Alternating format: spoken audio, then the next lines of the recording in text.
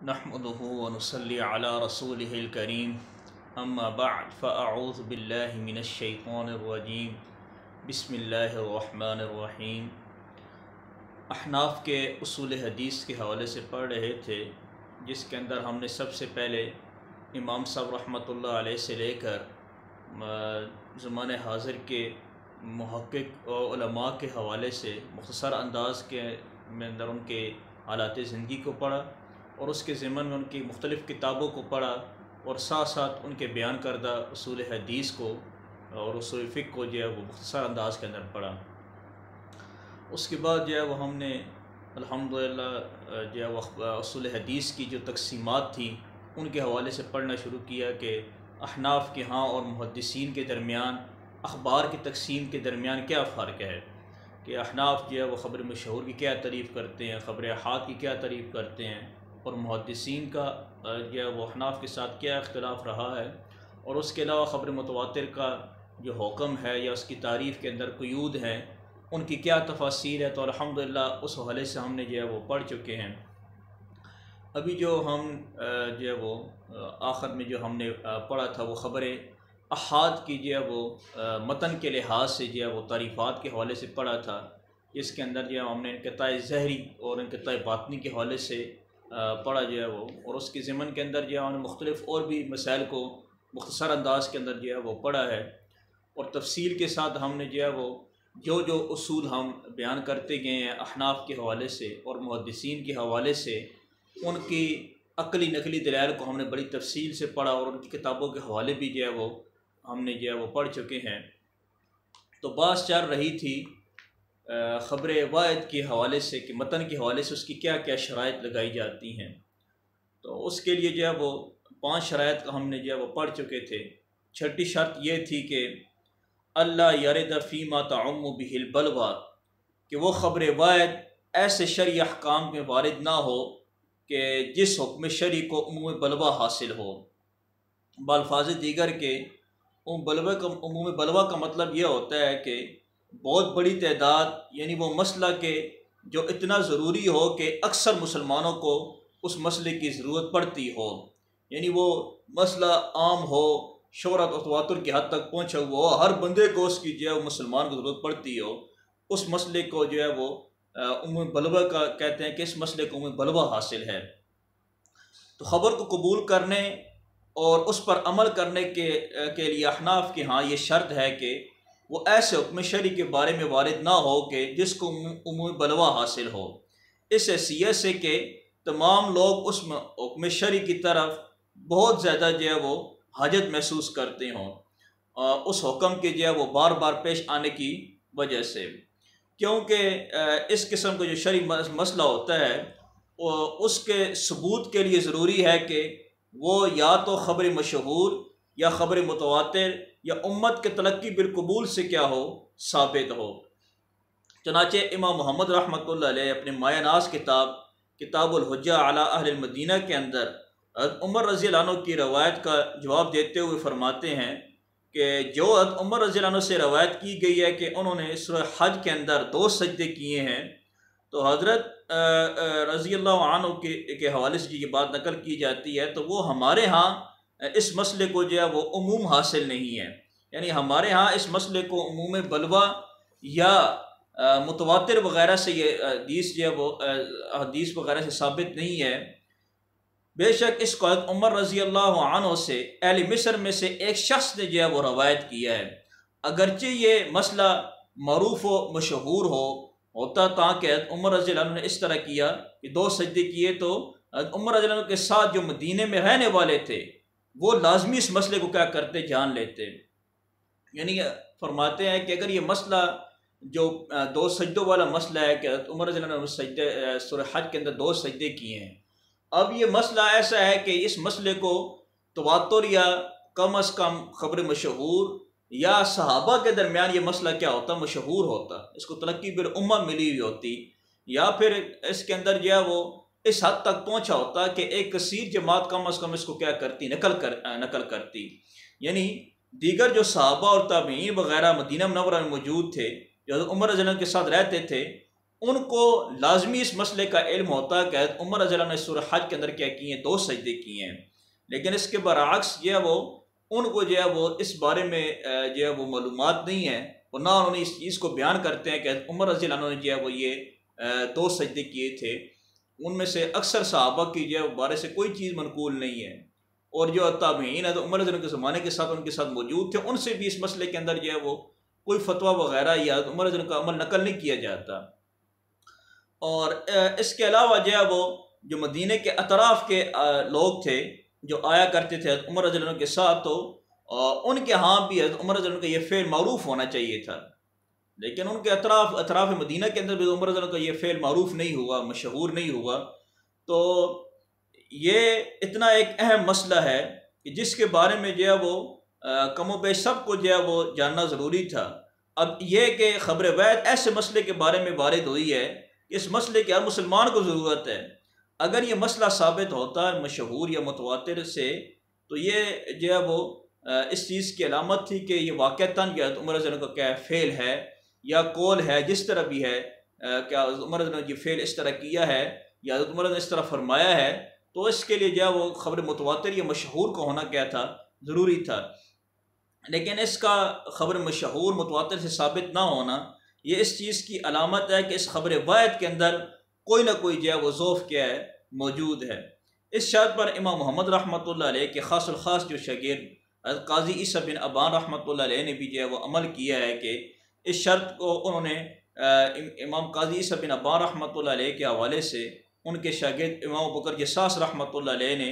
اپنی کتاب الفصول فی الاصول کے اندر جو ہے وہ نقل کیا ہے۔ اسی طرح امام کرخی رحمۃ اللہ علیہ اور امام ابوبکر جساس رحمۃ اللہ علیہ احکام القرآن کے اندر جو ہے وہ یہ بیان کیا ہے، یعنی سب حضرات کا اس بارے میں اتفاق ہے کہ خبر وحی ایسے مسئلے کے حوالے سے وارد نہ ہو کہ جس مسئلے کو عمومی بلوا کیا حاصل ہو، بالفاظ دیگر کے وہ ایسا مسئلہ ہو کہ جو ہر مسلمان کو اس کی کیا حاجت پڑتی ہو، یا اکثر جو ہے وہ مسلمانوں کو اس کی حاجت پڑتی ہو، اور وہ مسئلہ جو ہے وہ خبر وحی سے کیا کے اندر بیان کیا گیا ہو۔ اس طرح کی جو ہے وہ خبر وحی ایسے مسئلے کے بارے میں وارد نہ ہوئی جس کو عمومی بلوا حاصل ہو۔ اگر خبر وحی ایسے مسئلے کے بارے میں وارد ہوئی ہے کہ جس مسئلے کا جو ہے وہ تواتر یا شہرت کی حد تک پہنچنا ضروری تھا، تو پھر اگر خبر وحی اس مسئلے کے بارے میں وارد ہوئی ہے یا اس حکم شرعی کے بارے میں وارد ہوئی ہے، تو یہ تمام حضرات کہتے ہیں کہ خبر وحی کا ایسے مسئلے کے بارے میں آ جانا تو یہ اس بات کی علامت ہے کہ یہ خبر وحی کے اندر کوئی نہ کوئی ضعف کیا ہے، موجود ہے، یا تو راوی سے غلطی ہوئی ہے، یا یہ منسوخ ہو چکا ہے، یا اس کے اندر تخصیص کی کسی خاص وقت کے لیے یہ بیان کیا گیا تھا، یا پھر جو ہے وہ اس کے متن کے اندر کوئی نہ کوئی ضعف کیا ہے، موجود ہے، علت پائی گئی ہے، علت قادحہ کیا ہے، موجود ہے۔ یہ تمام حضرات نے جو ہے وہ متقدمین حضرات نے جو ہے وہ اس بات کو بیان کیا، یہاں تک کہ امام صاحب رحمۃ اللہ علیہ سے بھی جو ہے وہ اس قسم کی نصوص جو ہے وہ نقل کی جاتی ہیں۔ اور اس کے علاوہ امام صاحب رحمۃ اللہ علیہ کے شاگردوں میں سے امام ابو یوسف رحمۃ اللہ علیہ ہیں، ان کی کتاب الرد علی سیر الاوزاعی کے اندر جو ہے وہ اسی قسم کے اصول بیان کیے گئے ہیں۔ امام محمد رحمۃ اللہ علیہ نے بھی بیان کیا، اور ان کے بعد جو شاگرد رہے ہیں انہوں نے بھی جو ہے وہ اس مسئلے کو جو اپنی کتابوں کے اندر جو ہے وہ عقلی نقلی دلائل کے ساتھ نقل کیا ہے۔ اس کے علاوہ متاخرین ائمہ احناف نے بھی اس شرط کو اپنی کتاب کے اندر جو ہے وہ بیان کرنے کے ساتھ ساتھ پسند بھی کیا ہے۔ چنانچہ امام دبوسی رحمۃ اللہ علیہ نے اپنی کتاب تقویم الادلہ، امام بزدوی رحمۃ اللہ علیہ نے کنز الوصول، امام سرخسی رحمۃ اللہ علیہ نے اصول سرخسی، امام سمرقندی رحمۃ اللہ علیہ نے میزان الاصول، اور اس کے علاوہ جو ہے وہ علامہ اسمندی رحمۃ اللہ علیہ نے المیزان فی اصول الفقہ، اور علامہ لامشی رحمۃ اللہ علیہ نے اصول سرخسی، علامہ اخسکیتی رحمۃ اللہ علیہ نے المنتخب المعروف بھی حسامی کے اندر یہ اصول بیان کیا ہے۔ اس کے علاوہ علامہ خبازی رحمۃ اللہ علیہ نے شرح المغنی، علامہ ابن ساعتی رحمۃ اللہ علیہ نے بدیع النظام، علامہ ناصفی رحمۃ اللہ علیہ نے المنار، امام صدر الشریعہ رحمۃ اللہ علیہ نے التوضیح، علامہ شاشی رحمۃ اللہ علیہ نے اصول الشاشی، علامہ عبدالعزیز بخاری رحمۃ اللہ علیہ نے کشف الاسرار، علامہ اتقانی رحمۃ اللہ علیہ نے الشامل، علامہ بابرتی رحمۃ اللہ علیہ نے التقریر، اور علامہ کاکی الخجندی رحمۃ اللہ علیہ نے جامع الاسرار۔ ابن ملک رحمۃ اللہ علیہ شرح المنار، محدث دہلوی رحمۃ اللہ علیہ نے وہ افاضت الانوار کے اندر، اور امام ابن نجیم مصری رحمۃ اللہ علیہ نے فتح الغفار، امام خسکفی رحمۃ اللہ علیہ نے الافاظہ، علامہ ابن عابدین رحمۃ اللہ علیہ المعروف، علامہ شامی رحمۃ اللہ علیہ نے النسمات، اور علامہ فناری رحمۃ اللہ علیہ نے فصول البدائع فی اصول الشرائع، علامہ ابن الحمام رحمۃ اللہ علیہ نے التحریر اور التقریر والتحبیر کے اندر، اور ملا خسرو رحمۃ اللہ علیہ نے وہ مرآت الرسول، امام بہاری رحمۃ اللہ علیہ مسلم الثبوت، علامہ بحر العلوم رحمۃ اللہ فاتح الرحمود، اور امام محمد بخیت المطی رحمۃ اللہ علیہ نے سلم الوصول شرح نہایت الرسول، اور علامہ حصی رحمۃ اللہ علیہ نے اللفظ المعقول، اور علامہ محلاوی رحمۃ اللہ علیہ نے وہ تسہیل الوصول، علامہ شبیر احمد عثمانی رحمۃ اللہ مقدمہ فتح الملہم، علامہ ظفر احمد عثمانی رحمۃ اللہ علیہ قواعد فی علوم الحدیث، اور محقق الاثر علامہ یوسف نوری رحمۃ اللہ علیہ نے معارف السنن، اور شیخ الحدیث مولانا ذکیہ رحمۃ اللہ علیہ نے اوجز المسالک، اور خلافت عثمانیہ کے سب سے آخری مفتی اعظم علامہ زید کوسی رحمۃ اللہ علیہ نے تانیب الخطیب، اور امام ابو الحسن حسین قدوری رحمۃ اللہ علیہ نے التجرید کے اندر اس شرط کو کیا کیا ہے، بیان کیا ہے۔ یہ تمام حضرات وہ اس شرط کو بیان کرتے ہیں کہ خبر بعد قبول کرنے کے حوالے سے احناف کے ہاں وہ یہ بھی شرط ہے کہ وہ خبر بعد ایسے حکم شرعی یا مسئلے کے بارے میں وارد نہ ہو کہ جس کو عموم غلبہ حاصل ہو۔ چنانچہ اس کے اوپر انہوں نے دلیل نقلی اور عقلی بھی بیان کی ہے۔ سب سے پہلی دلیل انہوں نے جو بیان کی، ویسے تو اس کے اوپر انہوں نے کافی تفصیل سے دلائل بیان کیے ہیں، دو دلیلیں ہم انشاءاللہ پڑھیں گے۔ پہلی دلیل نقلی یہ ہے کہ امام جساس رحمۃ اللہ علیہ نے اپنی کتاب کے اندر جو نقل کیا ہے ذوالیدین رضی اللہ عنہ کا حوالے سے جو حدیث بیان کی جاتی ہے کہ آپ صلی اللہ علیہ وسلم نے جب سلام پھیرا تو ذوالیدین رضی اللہ عنہ نے عرض کیا، یا رسول اللہ اقصرت الصلاۃ ام نسیت، یا رسول اللہ یا نماز کم ہو گیا یا آپ کیا ہو گیا، بھول گئے ہیں؟ تو آپ صلی اللہ علیہ وسلم نے فرمایا نہ تو میں بھولا ہوں نہ نماز کم ہوئی ہے، یہاں تک کہ وہ آپ صلی اللہ علیہ وسلم نے حضرت ابوبکر صدیق اور عمر رضی اللہ عنہ دونوں سے دریافت کیا کہ کیا اس طرح واقعہ ہوا ہے۔ اب یہ مکمل روایت مختلف کتابوں کے اندر موجود ہے، خصوصاً امام بخاری رحمۃ اللہ علیہ نے بھی وہ بسند صحیح کے ساتھ وہ یہ حدیث نقل کی ہے۔ اب اس وہ حدیث کے اندر آپ صلی اللہ علیہ وسلم جو صرف ذوالیدین رضی اللہ عنہ کی بات پر اتفاق نہیں کیا، اس کی وجہ یہ ہے کہ یہ علماء فرماتے ہیں، اس کی وجہ یہ ہے کہ یہ مسئلہ کیونکہ ایک مجمع کے اندر مسئلہ واقعہ ہوا ہے، پوری جماعت صحابہ کے پیچھے موجود ہے، جس کے اندر کبار صحابہ بھی موجود ہے، دیگر صحابہ بھی موجود ہیں۔ اب باقی صحابہ کا خاموش رہنا اور صرف ذوالیدین رضی اللہ عنہ کا اس مسئلے کو کیا کرنا، بیان کرنا کہ کیا آپ وسلم کو بھول لگی ہے یا نماز کم ہو گئی ہے، تو اب اتنا عام مسئلہ تھا کہ پیچھے سننے والے سب موجود تھے، صرف ایک صحابی کا بیان کرنا، تو آپ صلی اللہ علیہ وسلم نے وہ ان کی بات پر صرف اکتفا نہیں کیا۔ کیوں کہ آپ صلی اللہ علیہ وسلم کا معمول یہ تھا کہ اس قسم کے مسائل جو عمومی مسائل ہوتے ہیں ان کو آپ صلی اللہ علیہ وسلم وہ مجمع کے سامنے بیان کرتے، یا اس قسم کا مسئلہ پیش آتا تو مجمع کی مکمل کیا کرتے تھے، رائے لیتے تھے۔ اب محض خبر بیعت کے اوپر آپ صلی اللہ علیہ وسلم کا وہ یعنی ایک شخص یا دو شخص کے کہنے کے اوپر آپ صلی اللہ علیہ وسلم وہ اکتفا نہ کرتے تھے، اور نہ ہی ایسے مسائل کو آپ صلی اللہ علیہ وسلم وہ ایک دو شخصوں کے سامنے کیا کرتے تھے، بیان کرتے تھے، کیونکہ یہ جو احادیث ہیں، یہ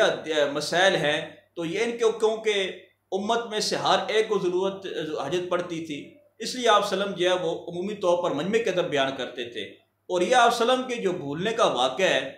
یہ بھی کیونکہ مجمع کے اندر کیا ہوا ہے، پوری جماعت کیا موجود ہے، اس لیے آپ صلی اللہ علیہ وسلم نے صرف خبر وید یعنی ایک صحابی کی بات پر اکتفا نہیں کیا، یہاں تک کہ ابوبکر اور عمر رضی اللہ عنہ دیگر صحابہ سے دریافت کرنے کے بعد اس کے اوپر کیا کیا ہے،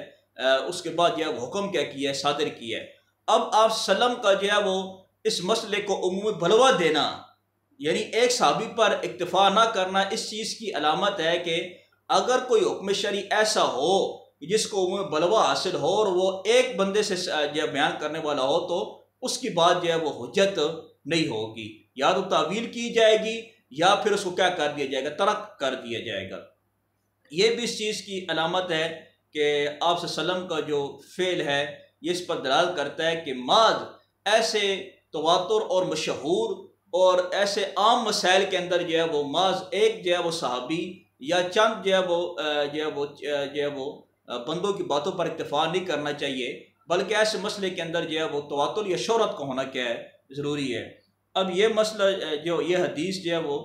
موطا امام مالک کے اندر بھی موجود ہے۔ اس کے علاوہ جو ہے وہ ایک اور روایت بھی ہے جو مسند احمد بن حنبل اور امام بخاری رحمۃ اللہ علیہ نے جو ہے وہ الجامع صحیح بخاری کے اندر جو ہے وہ نقل کی ہے کہ جس کو امام قاضی عیسیٰ بن ابان رحمۃ اللہ علیہ اور ان کے شاگرد امام بکر جساس رحمۃ اللہ علیہ نے ان کے حوالے سے یہ دلیل نقلی کو نقل کیا ہے کہ جس کے اندر جو ہے وہ موسیٰ شریف رضی اللہ عنہ کا واقعہ ہے کہ ایک دفعہ وہ حضرت عمر رضی اللہ عنہ کے پاس آئے۔ جس حدیث کا خلاصہ مفہوم یہ ہے کہ انہوں نے آ کر جو ہے وہ اجازت مانگی 3 دفعہ، حضرت عمر رضی اللہ عنہ نے جو ہے وہ سلام کا کوئی جواب نہیں دیا، وہ واپس چلے گئے۔ بعد میں حضرت عمر رضی اللہ عنہ جب فارغ ہوئے اپنے کاموں سے تو انہوں نے پوچھا کہ کون آیا تھا، ان کو بتایا گیا کہ اس ابو موسیٰ شریف رضی اللہ عنہ آئے تھے۔ تو انہوں نے ان کو پیغام بھیجا اور جب آئے تو ان سے پوچھا کہ تم واپس کیوں چلے گئے ہو؟ تو ابو موسیٰ شریف نے فرمایا کہ میں نے اس طرح آپ صلی اللہ علیہ وسلم سے حدیث سنی تھی کہ 3 دفعہ جو ہے وہ اجازت دی جائے، اگر نہ ملے تو واپس لوٹ جاؤ، تو میں نے 3 دفعہ آپ کو سلام کیا، اجازت لی، آپ کا جواب نہ ہے، تم واپس چلا گیا۔ تو عمر رضی اللہ عنہ نے فرمایا کہ تمہارے اوپر لازم ہے کہ تم اس کے اوپر کیا کرو، گواہ قائم کرو۔ ابو موسیٰ شریف رضی اللہ عنہ پریشان ہو گئے، یہاں تک کہ واپس جو ہے وہ انصار کے پاس گئے، اور ان کے پاس جب گئے تو ابو سعید خدری رضی اللہ عنہ فرماتے ہیں کہ ابو موسیٰ شریف رضی اللہ عنہ ہمارے پاس اس حالت میں آئے کہ بہت گھبرائے ہوئے تھے۔ تو ہم نے پوچھا کہ کیا مسئلہ ہے، تو انہوں نے پورا واقعہ بیان کر دیا، اس طرح جو ان کے ساتھ پیش آیا کہ اس طرح وہ گواہ مانگ رہے ہیں۔ تو انصار میں سے جو ہے وہ ابی بن کعب رضی اللہ عنہ فرمایا کہ یہ ہم میں سے جو ہے وہ سب سے چھوٹا جو صحابی ہے وہ تمہارے ساتھ جائے گا اور آپ کے ساتھ جا کر جو ہے وہ اس حدیث کو کیا کرے گا، بیان کرے گا۔ چنانچہ ان میں سے ابو سعید خدری رضی اللہ عنہ اٹھے اور جا کر جو ہے وہ ابو موسیٰ شریف کے ساتھ جا کر عمر رضی اللہ عنہ کے سامنے یہ حدیث کیا کی ہے، بیان کی۔ تو اس کے بعد جو ہے وہ انہوں نے جو ہے وہ اس بات کی کیا کیا، تسلیم کر لیا کہ واقعتاً یہ مسئلہ کیا ہے، ثابت ہے، یہ حدیث کیا ہے، ثابت ہے۔ اب انصار کا جو ہے وہ یہ کہنا کہ ہم سے سب سے چھوٹا صحابی تمہارے ساتھ جائے گا، اس کا مطلب یہ ہے کہ یہ مسئلہ اتنا عام ہے، یہ حدیث اتنی مشہور و معروف ہے کہ ہم میں سے سب سے چھوٹا صحابی بھی جانتا ہے، تو باقی صحابہ کی تو بات ہی کیا ہے، وہ تو بڑے صحابہ ہیں، لیکن ہم سے سب سے چھوٹا جو ہمارے اندر جو موجود ہیں انصار میں سے، وہ بھی اس مسئلے کو کیا کرتا ہے، جانتا ہے۔ اب عمر رضی اللہ عنہ کا اس مشہور مسئلے کے بارے میں گواہوں کو طلب کرنا اور ابی بن کعب رضی اللہ عنہ کا یہ کہنا کہ ہم سے سب سے چھوٹا جو ہے وہ صحابی بھی اس کو کیا کرتا ہے، جانتا ہے، یہ دونوں اس بات کی دلیل ہے کہ کیونکہ یہ مسئلہ عام تھا تو اس مسئلے کے لیے جو ہے وہ تواتر اور شہرت کا ہونا ضروری تھا، اس لیے جو ہے وہ انصار نے کہا ہم سے چھوٹا بھی اس کو جانتا ہے، یعنی اتنا مسئلہ عام ہے کہ ہمارے ہاں جو یہ تواتر اور شہرت کا درجے تک کیا ہوا پہنچا ہے۔ اور عمر رضی اللہ عنہ کو گواہ مانگنا یہ بھی اس چیز کی علامت ہے کہ بعض جو ہے وہ خبر وید عموم بلوہ والے مسئلے کے اندر جو ہے وہ کافی نہیں ہے، بلکہ اس کے لیے جو ہے وہ کم از کم شہرت یا تواتر کا ہونا کیا ہے، ضروری ہے۔ یہ 2 دلیلیں نقلی تھی جو احناف کے جو ہے وہ امام قاضی عیسیٰ بن ابان رحمۃ اللہ علیہ اور امام بکر جساس رحمۃ اللہ علیہ نے بیان کی ہیں اپنی کتاب کے اندر، لیکن اس کے علاوہ بھی دیگر انہوں نے بہت سارے جو ہے وہ دلائل بیان کیے ہیں جو ان کی کتابوں کے اندر تفصیل سے جو ہے موجود ہے، جن کے اندر انہوں نے قرآنی آیات اور اس کے علاوہ جو ہے وہ احادیث، آثار صحابہ، بہت سارے جو ہے وہ دلیلیں بیان کی ہیں۔ یہاں پر سب بیان کرنا مقصود نہیں ہے، کچھ دلائل میں نے بتا دی ہیں جو ہے وہ ان کو ذوق رکھتا ہو تو وہ ان کتابوں کا مطالعہ کرے گا، وہاں انشاءاللہ ان کو دلیل نقلی جو ہے بڑی تفصیل سے مل جائیں گے۔ اس کے علاوہ دلیل عقلی کو کیا کرتے ہیں، پیش کرتے ہیں کہ جو دلیل عقلی پیش کرتے ہیں کہ خبر وید اگر ایسے مسئلے کے بارے میں ہو کہ جس کو بلوہ حاصل ہو تو وہ خبر وید جو ہے وہ قبول نہیں کی جائے گی۔ تو خبر وید کے قبول کرنے کے لیے شرط ہے کہ وہ ایسے مسئلے کے بارے میں نہ ہو کہ جس مسئلے کو بلوہ کیا ہو، حاصل ہو۔ دلیل عقلی وہ یہ بیان کرتے ہیں کہ بنیادی طور پر عام طور پر عادت جو ہے وہ یہ تقاضا کرتی ہے کہ جس حکم کو بلوہ حاصل ہو اور لوگوں کو اس کی سخت حاجت ہو اور وہ حکم بار بار پیش آتا ہو اور بہت سارے اسباب بھی اس حکم کو نقل کرنے پر موجود ہوں،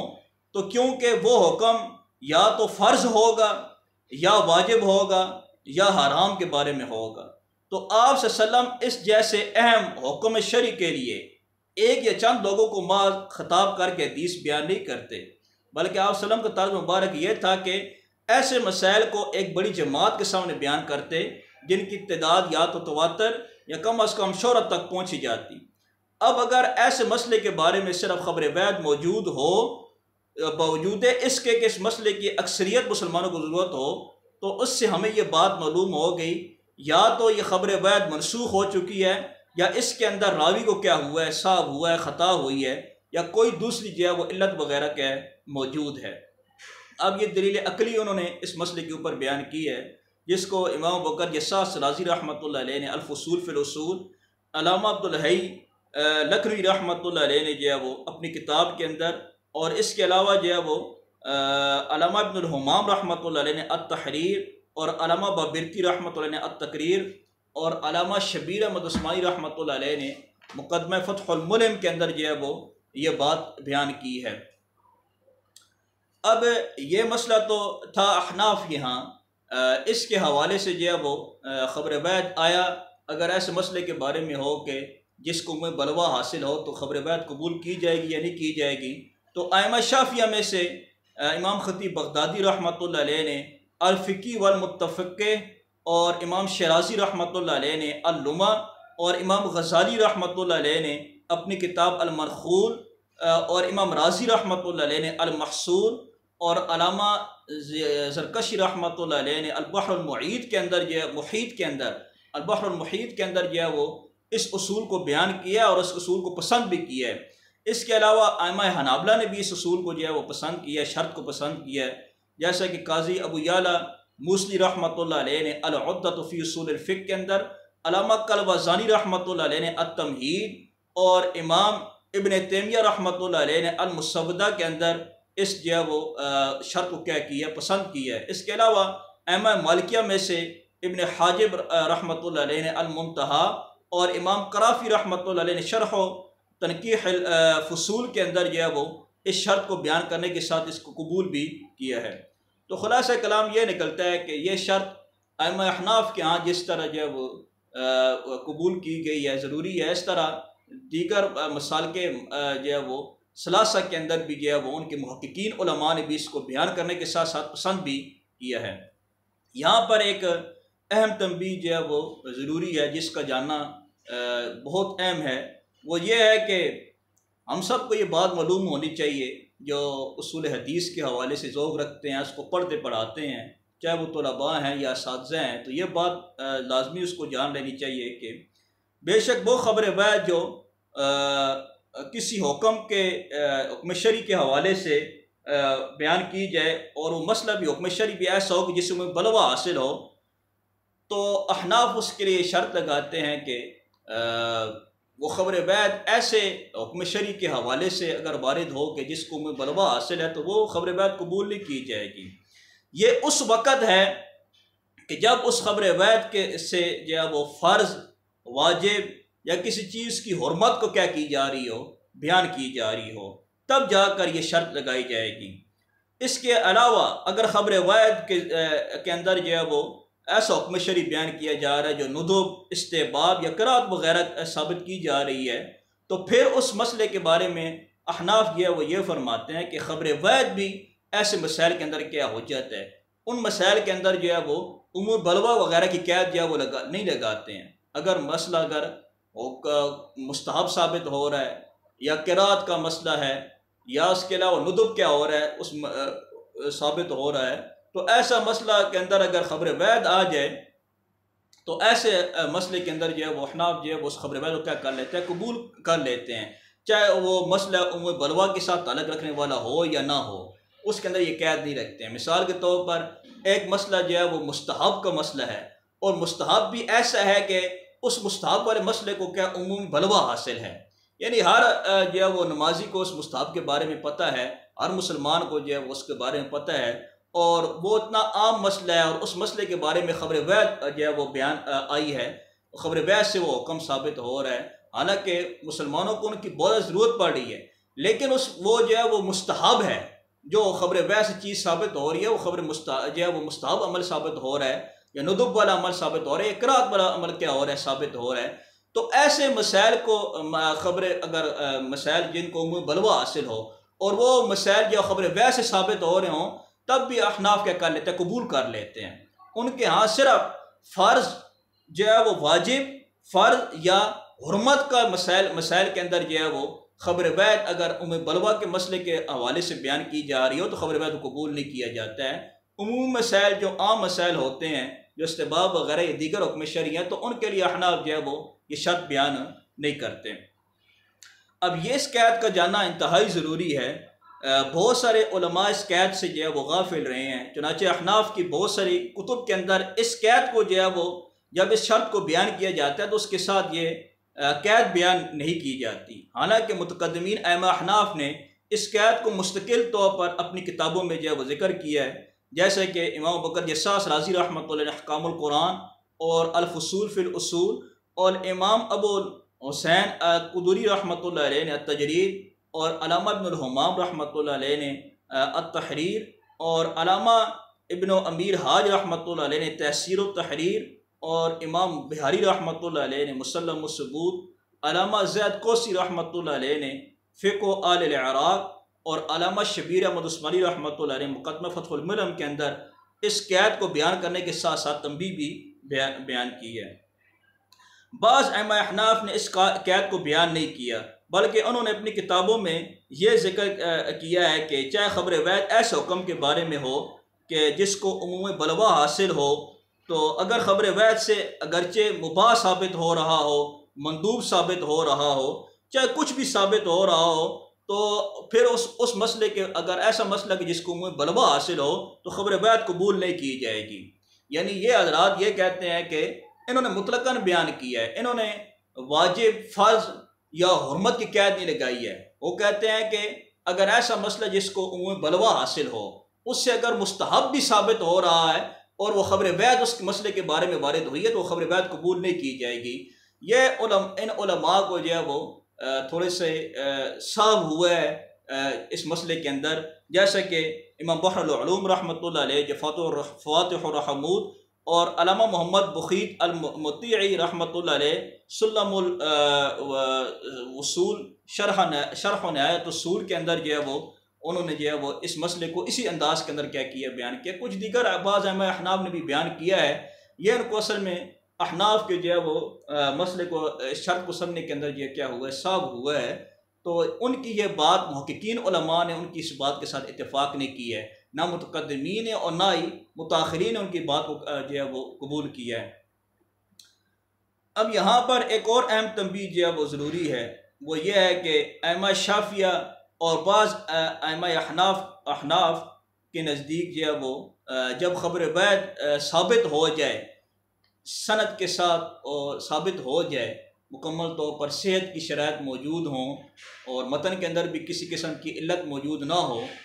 تو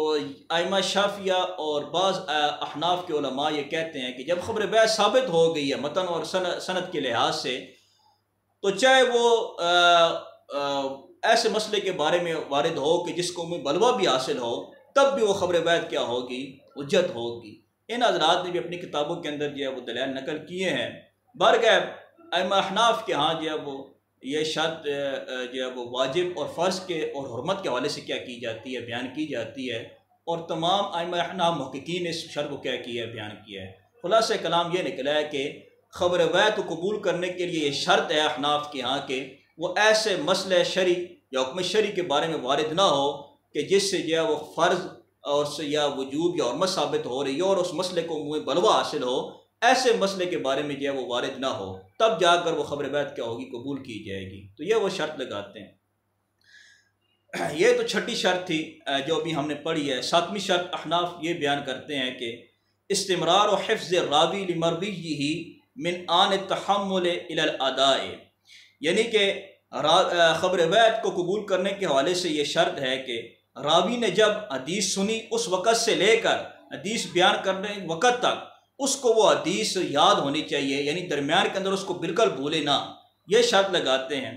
امام ابو حنیفہ رحمۃ اللہ علیہ آپ صلی اللہ علیہ وسلم سے منقول حدیث کے بارے میں یہ شرط لگاتے ہیں کہ راوی نے جب حدیث سنی اس وقت سے لے کر اگر حدیث بیان کرنے کے وقت تک بغیر بھولے حدیث یاد ہو تو وہ حدیث کیا ہوگی؟ حجت ہوگی، ورنہ وہ حدیث حجت نہیں ہوگی۔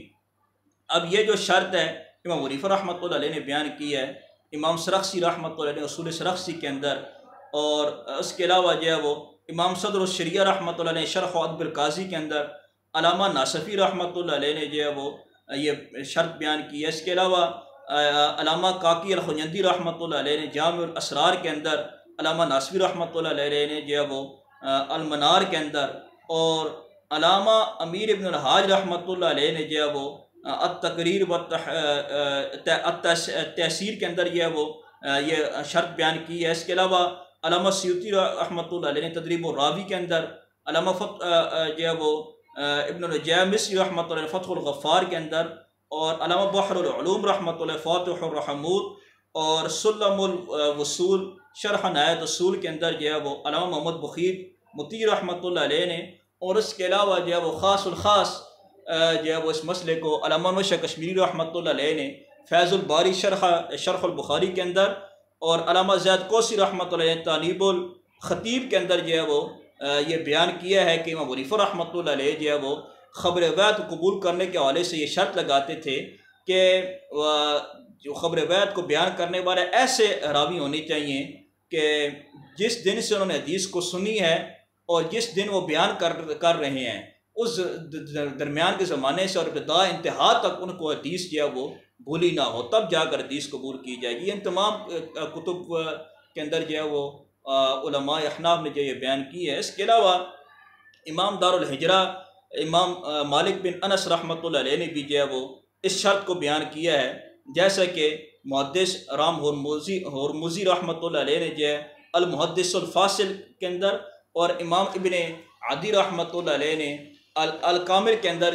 اس شرط کو کیا کیا ہے؟ بیان کیا ہے کہ امام مالک رحمۃ اللہ علیہ بھی جو ہے وہ یہ شرط لگاتے تھے۔ اس کے علاوہ امام حاکم رحمۃ اللہ علیہ نے جو ہے وہ المدخل الی معرفت کتاب الاکلیل، اور علامہ عبد البر مالکی رحمۃ اللہ علیہ نے الانتقاء، اور امام خطیب بغدادی رحمۃ اللہ علیہ نے الجامع لاخلاق راوی و آداب السامع، اور امام قاضی ایاز مالکی رحمۃ اللہ علیہ نے ترتیب المدارک، اور علامہ ذہبی رحمۃ اللہ علیہ نے سیر اعلام النبلاء، اور امام خطیب بغدادی رحمۃ اللہ علیہ نے الکفایہ، اور محدث ابن صلاح رحمۃ اللہ علیہ نے مقدمہ ابن صلاح، اور امام نووی رحمۃ اللہ علیہ نے اپنی کتاب التقریب کے اندر اس شرط کو بیان کیا ہے کہ امام مالک رحمۃ اللہ علیہ بھی جو ہے وہ اس شرط کو کیا کرتے تھے؟ خبر وحید کے حوالے سے لگایا کرتے تھے۔ اس شرط کی وجہ سے امام ابو حنیفہ رحمۃ اللہ علیہ سے بنسبت باقی محدثین کے جو ہے وہ کم حدیث نقل کی گئی ہیں، خبر وحید کم نقل کی گئی ہیں، کیونکہ امام حنیفہ رحمۃ اللہ علیہ کی یہ کڑی شرط ہے، اسی وجہ سے کر کے جو ہے وہ ان کی جو ہے وہ کم ان سے جو ہے وہ خبر وحید کیا کی جاتی ہیں، نقل کی جاتی ہیں۔ امام حنیفہ رحمۃ اللہ علیہ کی مرویات کے حوالے سے مختلف علماء نے جو ہے وہ کام کیا ہے۔ زمانہ قریب کے اندر ہی محقق العصر حضرت مولانا محمد امین اورکزئی شہید رحمۃ اللہ علیہ نے جو ہے وہ ایک اس کے اوپر مقالہ لکھا ہے جس کا نام مسانید الامام ابو حنیفہ وعدد مرویات ہی من المرفوعات والآثار ہے۔ یہ کتاب انہوں نے جو ہے وہ لکھی ہے، یہ حضرت ابھی تک موجود نہیں ہے، فوت ہو شہید ہو گیا، اللہ ان کی قبر کے اوپر رحمت کرے۔ یہ مولانا محمد امین اورکزئی رحمۃ اللہ علیہ کی جو کتاب تھی، یہ اصل میں مولانا امین اورکزئی رحمۃ اللہ علیہ مولانا یوسف نوری رحمۃ اللہ علیہ کے شاگردوں میں سے تھے۔ انہوں نے یہ کتاب کیا کی ہے؟ تصنیف کی ہے، جو اپنے موضوع کے اعتبار سے انتہائی عمدہ کتاب ہے، جس کا ہر طلباء اور استاذ کا جو ہے وہ مطالعہ کرنا جو ہے وہ ضروری ہے۔ بہت اہم اور محقق طریقے کے ساتھ یہ کتاب لکھی گئی ہے۔ امام ابو حنیفہ رحمۃ اللہ علیہ سے قلت روایت کے حوالے سے علماء جو ہے وہ دو بڑی وجوہات بیان کرتے ہیں۔ نمبر ایک، امام حنیفہ ایک تو وہ یہ وجہ بیان کرتے ہیں جو انتہائی اہم وجہ ہے، جس کا جاننا ضروری ہے کہ امام صاحب رحمۃ اللہ علیہ سے جو ہے وہ خبر وحید اتنی کم کیوں مرنی ہے بنسبت باقی جو ہے محدثین کے۔ تو اس کی ایک سب سے بڑی وجہ یہ بیان کی جاتی ہے کہ امام حنیفہ رحمۃ اللہ علیہ ہر شخص سے روایت بیان نہیں کرتے تھے کہ ہر کس و ناقص کے سامنے جو ہے وہ بیٹھ کر جو ہے وہ بیان کرنا، یعنی پبلک میں بیٹھ کے ایسے ہی روایت بیان کرنا شروع کر دے۔ امام صاحب رحمۃ اللہ علیہ کا یہ طرز بیان نہیں تھا، بلکہ امام حنیفہ رحمۃ اللہ علیہ کی مجلس کے اندر بڑے بڑے فقہاء اور محدثین موجود ہوا کرتے تھے، اور ان کی مجلس کے اندر امام حنیفہ رحمۃ اللہ علیہ جو ہے وہ احادیث و آثار جو احکام کے حوالے سے بیان کرتے تھے۔ یہی وجہ ہے کہ علماء جو ہیں وہ علماء ہیں امام حنیفہ رحمۃ اللہ علیہ کے جو وقت کے محدثین یا فقہاء رہے ہیں، وہ امام صاحب رحمۃ اللہ علیہ کی طرف جو ہے وہ قلت حدیث کی نسبت نہیں کرتے ہیں۔ اس کی وجہ یہ ہے کہ ان کے سامنے جو ہے وہ حدیث امام صاحب رحمۃ اللہ علیہ کثرت سے بیان کرتے تھے، لیکن امام صاحب رحمۃ اللہ علیہ کے زمانے کے وہ محدثین جو امام صاحب رحمۃ اللہ علیہ کی مجلس میں نہیں بیٹھا کرتے تھے، یا امام صاحب رحمۃ اللہ علیہ کی زندگی کے بعد جو دیگر محدثین آئے ہیں، انہوں نے جو ہے وہ کہا ہے کہ امام صاحب رحمۃ اللہ علیہ سے قلت حدیث کے نسبت کرتے ہیں کہ امام صاحب رحمۃ اللہ علیہ سے بہت کم حدیث کے ہیں ثابت ہیں، کیونکہ انہوں نے امام صاحب رحمۃ اللہ علیہ کی مجلس نہیں پائی ہے، نہ ان کا زمانہ پایا ہے، نہ ان کی کتابوں کا جو ہے وہ بغور مطالعہ کیا ہے، اس وجہ سے کر کے وہ اس بات کی نسبت کرتے رہتے ہیں۔ اب کیونکہ امام صاحب رحمۃ اللہ کا طرز عمل یہ تھا کہ وہ علماء کی محفل میں کثرت سے حدیث بیان کرتے تھے، عوام کے سامنے بیان نہیں کرتے، تو اس کی وجہ یہ تھی کہ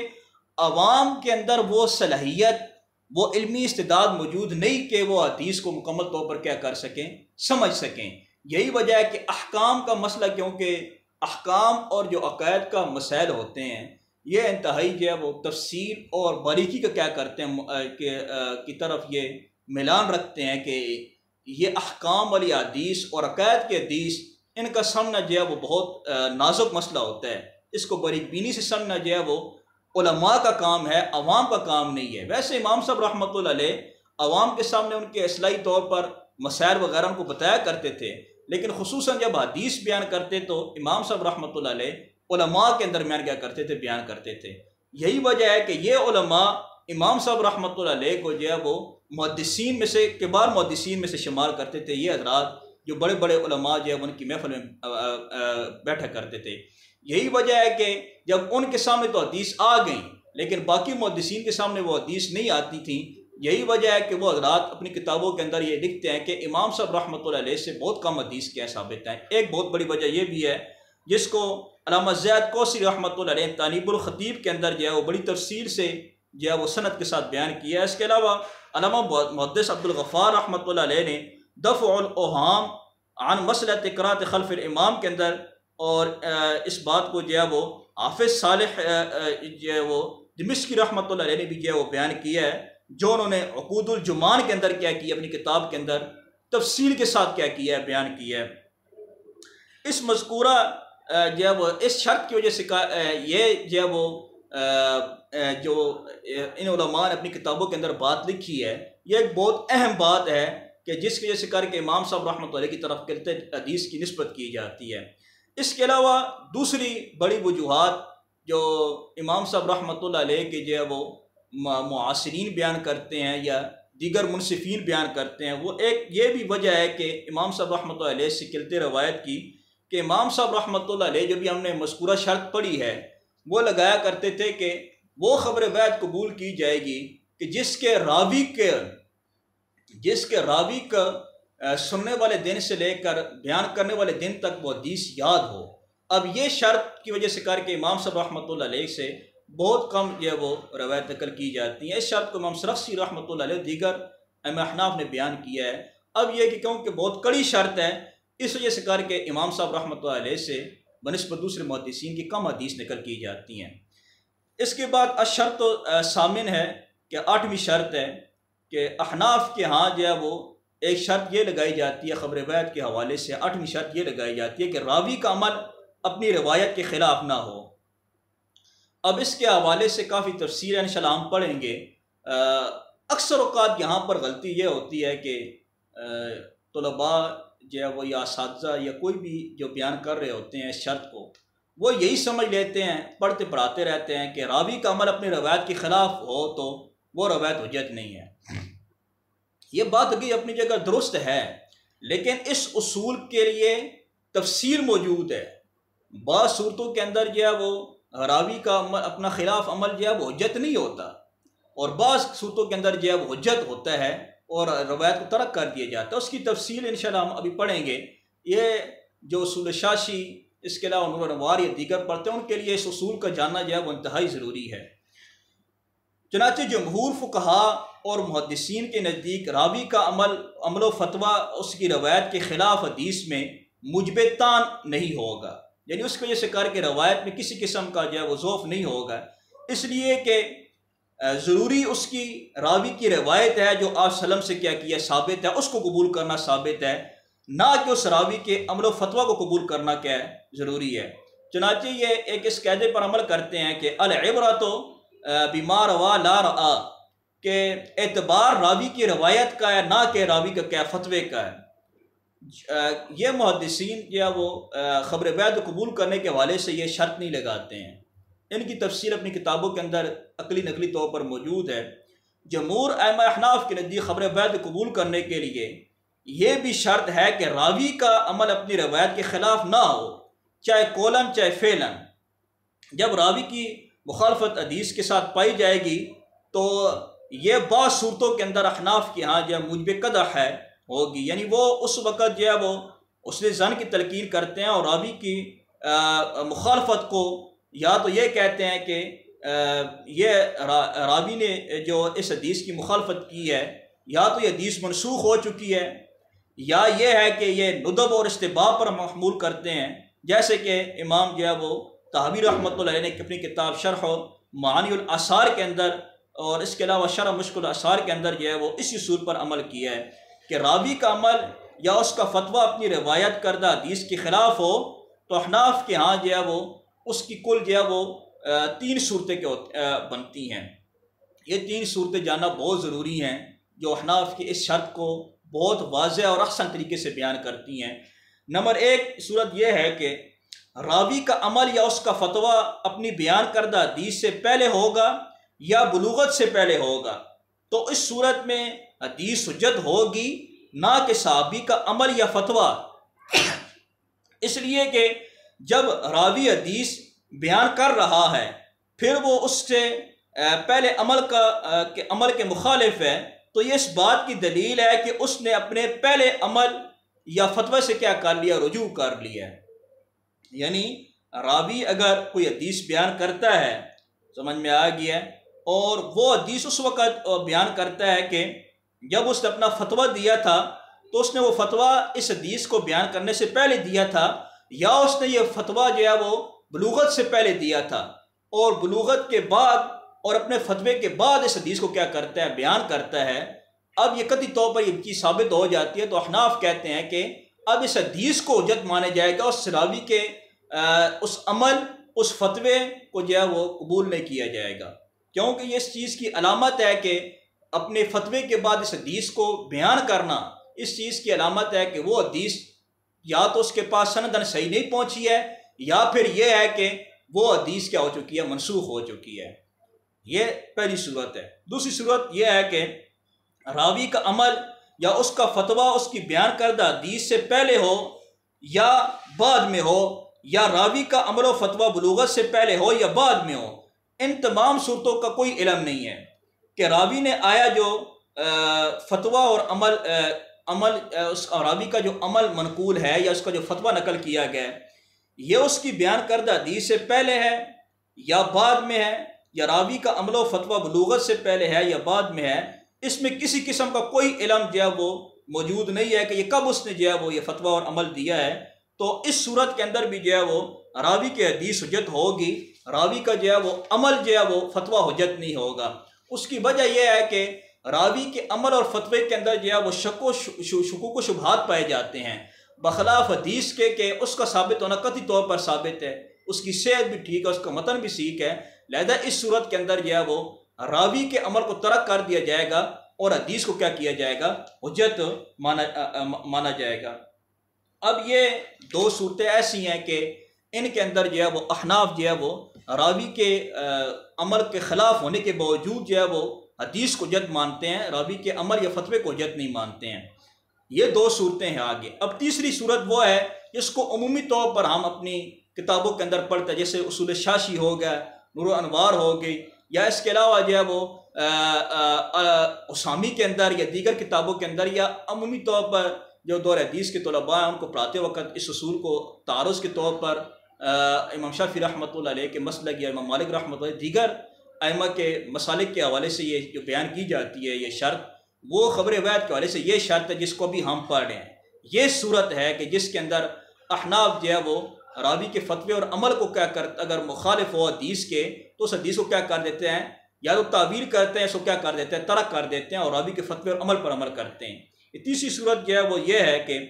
راوی کے فتویٰ اور عمل کے بارے میں شک موجود ہے کہ آیا اس نے یہ فتویٰ اور عمل حدیث بیان کرنے سے پہلے دیا یا بعد میں دیا، یا بلوغت سے کیا کیا جو ہے وہ پہلے ہے یا بعد میں ہے، تو اس میں شک ہے۔ اور حدیث کے جو ہے وہ ثبوت میں کوئی شک موجود نہیں ہے، تو اصل حدیث کے اندر یہی ہے کہ وہ حدیث حجت ہوگی، لہذا یقینی بات یہ ہے کہ حدیث پر عمل کیا جائے گا، نہ کہ راوی کے فتوے وغیرہ پر کیا کیا جائے گا، عمل کیا جائے گا۔ اب یہ جو ہے وہ بعض رات نے دوسری صورت بیان کی ہے، بعد نے جو ہے وہ یہ تیسری صورت کو بیان کیا، لیکن حقیقت میں یہ دوسری ہی صورت کے ساتھ جو ہے وہ بیان کی گئی ہے۔ اب یہ دوسری جو ہے وہ جو ہم نے صورت پڑھی ہے اس کی یہ جو ہے وہ دلیل محققین علماء نے بیان کی ہے کہ راوی کے کیونکہ جو حدیث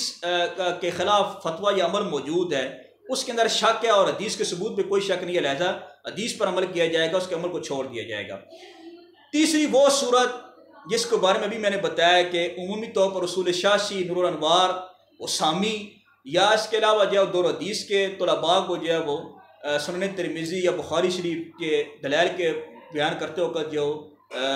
اصول بیان کیا جاتا ہے عمومی طور پر شروحات کے اندر یا استاد بیان کرتا ہے، تو وہ یہ اصول ہے کہ جس کو عمومی طور پر بیان کیا جاتا ہے کہ اگر راوی کا عمل یا فتویٰ خلاف ہو تو حدیث حجت نہیں ہوگی۔ یہ تیسری صورت ہے جو عام طور پر بیان کی جاتی ہے۔ دو صورتوں میں راوی کا عمل اور فتویٰ قبول نہیں ہے، حدیث حجت ہے۔ ایک صورت میں احناف کے ہاں جو ہے وہ راوی کا عمل اور فتویٰ حجت ہے، حدیث حجت نہیں ہے، تعویل کی جائے گی یا اس کو ترک کر دیا جائے گا۔ وہ کیا ہے تیسری صورت کے راوی کا عمل یا فتویٰ اس کی بیان کردہ حدیث کے بعد ہو یا بلوغت کے بعد ہو، تو اس صورت میں یہ راوی کی حدیث حجت نہیں ہوگی۔ اس حوالے سے جو ہے وہ دو جو ہے وہ دلیلیں دی جاتی ہیں جو ائمہ احناف نے جو ہے وہ بیان، اس کے علاوہ بہت ساری دلیلیں بیان کی گئی ہیں، لیکن دو بڑی دلیلیں بیان کی جاتی ہیں۔ نمبر ایک جو ہے وہ اس صورت کی دلیل یہ ہے کہ راوی کا قول اور عمل حجت ہوگا، فتویٰ حجت ہوگا، حدیث حجت نہیں ہوگی۔ اس کا سب سے پہلی دلیل یہ ہے کہ راوی کا عمل اس کا فتویٰ روایت کے بلوغت کے بعد میں، یہ تیسری صورت سمجھنی ہے کہ راوی کا عمل اس کا جو ہے وہ بیان کردہ حدیث کے بعد ہو یا بلوغت کے بعد ہو۔ راوی کا جو عمل یا فتویٰ نقل کیا جاتا ہے وہ اس کی راوی کی حدیث جو ہے وہ روایت کے بیان کرنے کے بعد ہو یا بلوغت کے بعد ہو، تو اس چیز کی علامت ہے کہ یہ حدیث یا تو منسوخ ہو چکی ہے یا اس حدیث کے اندر جو ہے وہ جو حکم بیان کیا گیا تھا وہ بطور استحباب کے کیا کیا گیا تھا، بیان کیا گیا تھا۔ کیوں کہ راوی اگر اس حدیث کو اپنی بلوغت کے بعد جو ہے وہ بلوغت کے بعد جو ہے وہ اپنا فتویٰ یا عمل پیش کر رہا ہے، یا راوی جو ہے وہ اس حدیث کو بیان کرنے کے بعد اپنے جو ہے وہ قول یا اپنا فتویٰ یا اس کا عمل نقل کیا جا رہا ہے، اب ظاہری بات ہے کہ ایک بندہ اپنی حدیث کو بیان کر چکا ہے اور اس کے خلاف اگر عمل پایا جا رہا ہے اور اس کے بعد اس کا بلوغت بھی ثابت ہو چکی ہے اور اس کے بعد یا اس کا فتویٰ اور عمل بھی آ چکا ہے، تو کیونکہ اس کے پاس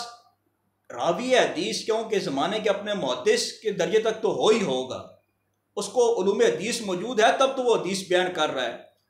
ہر بندہ تو حدیث کو بیان نہیں کرتا۔ علماء بھی ظاہری بات ہے کہ ایسے راوی سے حدیث قبول نقل کرتے ہیں کہ جو راوی ثقہ ہو، ورنہ ضعیف راوی کے بارے میں تو علماء بات ہی نہیں کرتے ہیں، اس کو تو ائمہ احناف محدثین ترک کر دیتے ہیں۔ ظاہری بات ہے اس کے اوپر جب اس کا ضعف جو موجود ہے، تو جب اس کا ضعف موجود ہے تو اس کی حدیث کیسے قبول کی جائے گی؟ یہ ایسے راوی کے بارے میں بیان کیا جا رہا ہے کہ جو ثقہ ہے،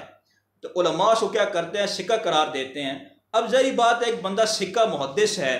اور اس کے پاس حدیث کا مکمل طور پر موجود علم موجود ہے، قرآن کا موجود ہے، فقہاء کا علم اس کے پاس موجود ہے، تو اب ظاہری بات ہے اگر وہ کسی خبر وید کی مخالفت کر رہا ہے تو اس کے پاس دیگر ذرائع سے علم موجود ہے تو اس نے اس حدیث کو کیا کر دیا؟ ترک کر دیا ہے. تو یہ اس کی چیز کی علامت ہے کہ یہ حدیث حجت نہیں ہے. دوسری دلیل احناف یہ دیتے ہیں کہ اگر یہ حدیث صحیح نہیں ہے اس طور پر کہ اس راوی نے کیا کیا ہے؟ غفلت و نسیان سے کام لیا ہے، تو اس وجہ سے بھی حدیث جو ہے وہ قابل حجت نہیں رہتی، کیونکہ ظاہری سی بات ہے کہ اس راوی کے اندر غفلت پائی گئی ہے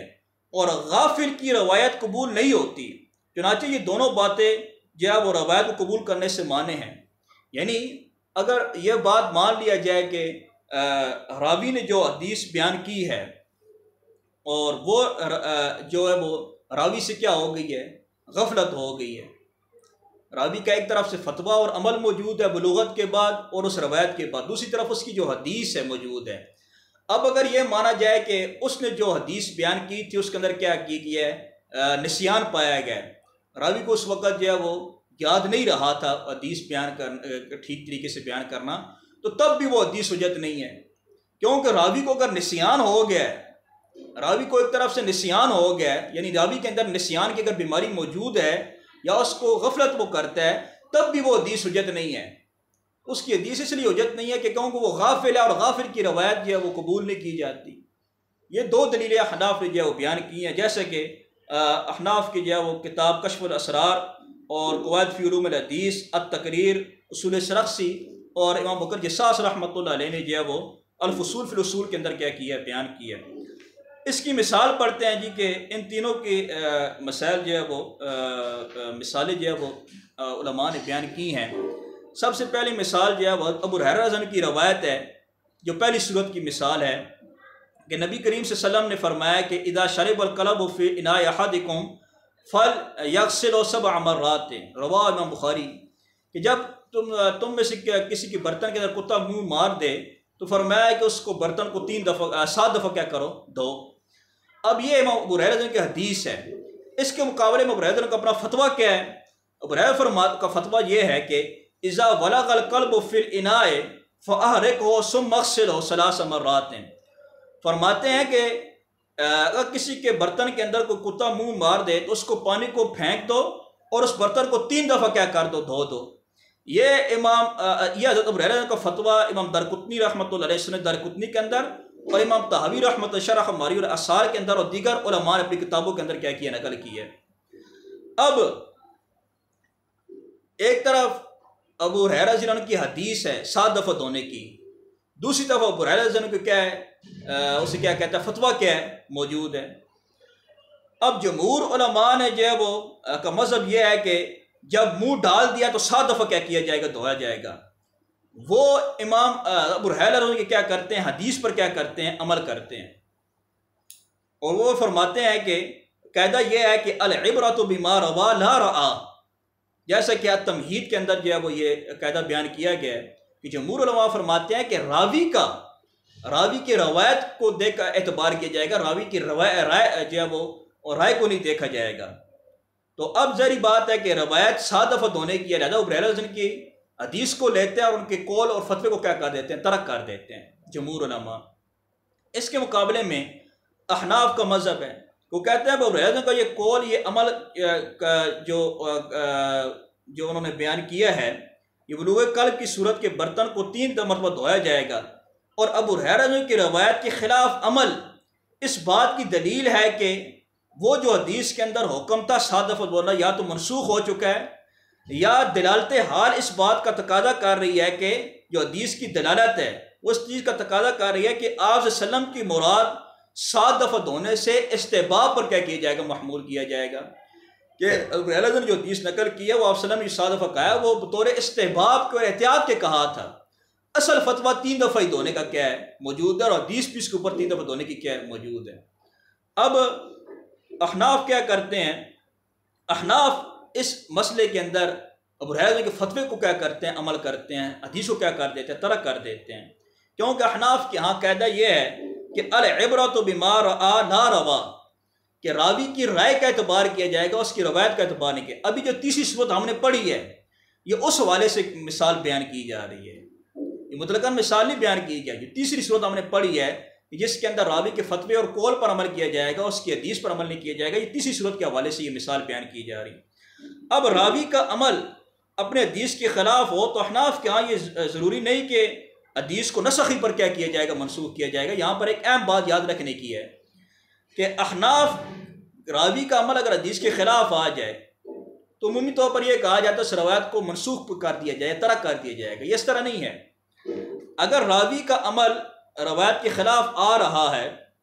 اب ضروری نہیں ہے کہ حدیث کو نسخی پر محمول کیا جائے، بلکہ کبھی نسخ پر محمول کیا جائے گا اور کبھی یہ کہا جائے گا کہ جو حدیث سے حکم ثابت ہو رہا ہے یہ ندب پر محمول کیا جائے گا، استحباب پر محمول کیا جائے گا۔ اس کے علاوہ جب باقی دیگر جو محامل بنتے ہیں حدیث کے حوالے سے اس پر محمول کیا جائے گا۔ جب تک ممکن ہو تب تک جو ہے وہ ان پر محمول کر کے راوی کے عمل اور اس کے حدیث دونوں پر عمل کیا جائے گا۔ اگر اس طرح کی کوئی صورت ممکن نہ ہو تو اس وقت احناف جو ہے پھر روایت کو منسوخ پر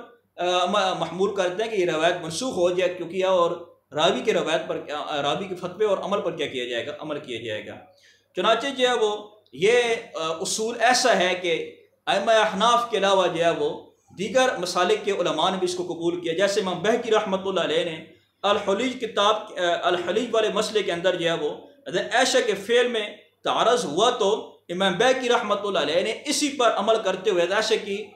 قول اور فتوے کو ترجیح دی اور حدیث کو کیا کر دیا، اس کی تعبیر کر دی، اس کو ترک کر دیا۔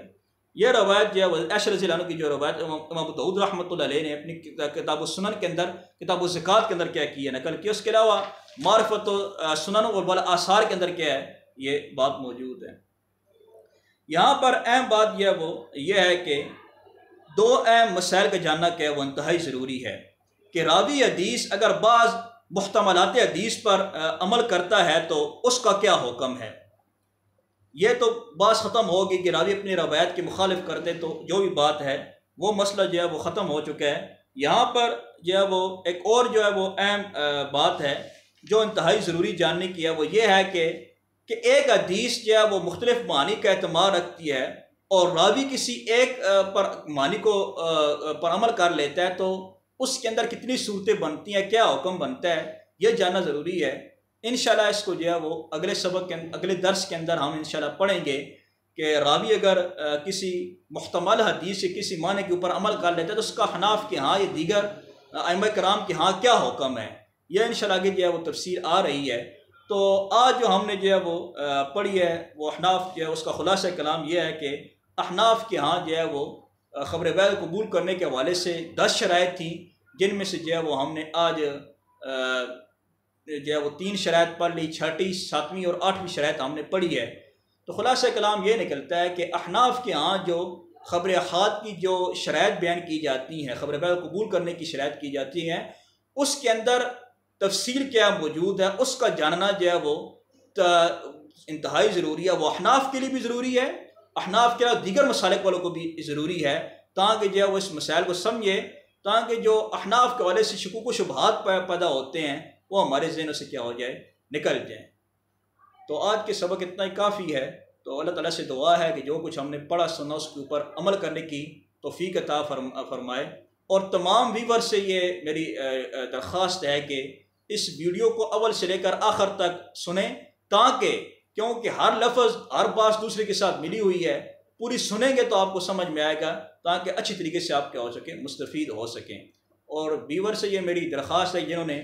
انٹرنیشنل اسلامک ایجوکیشن سینٹر کے اس یوٹیوب چینل کو سبسکرائب نہیں کیا وہ سبسکرائب کریں، اور جنہوں نے سبسکرائب کر لیا ہے ان سے ریکویسٹ ہے کہ اس کو آگے اپنی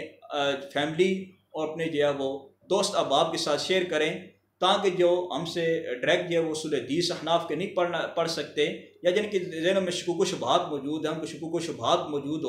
ختم ہو جائیں، اور جو براہ راست نہیں پڑھ سکتے ہیں تو اپنے گھر بیٹھے جو ہے وہ اس جو ہے وہ ببرکت کام سے کیا ہو سکے، مستفید ہو سکیں۔ جزاک اللہ خیرا کثیرا فی الدارین۔